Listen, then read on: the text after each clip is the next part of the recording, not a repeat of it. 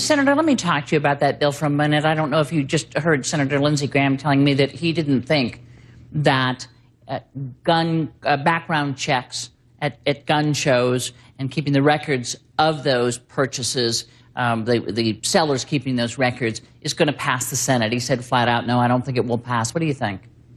I think there's really a historic opportunity, a moment that we have to seize to break the stranglehold for the first time in a decade, maybe a generation, that the special interests like the NRA have imposed on this process. I think there is a sensible compromise that we can reach on background checks that will extend them to all purchases.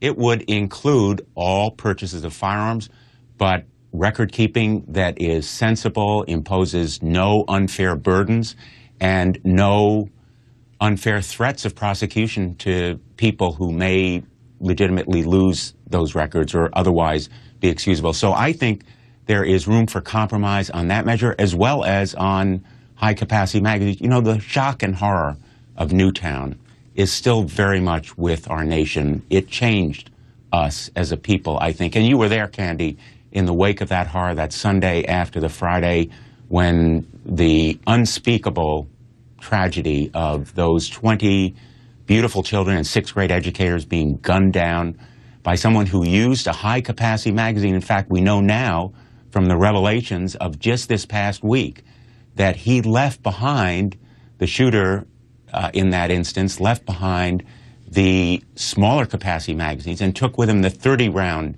clips because he knew he could use them to gun them down, and he did 154 rounds in about 5 minutes.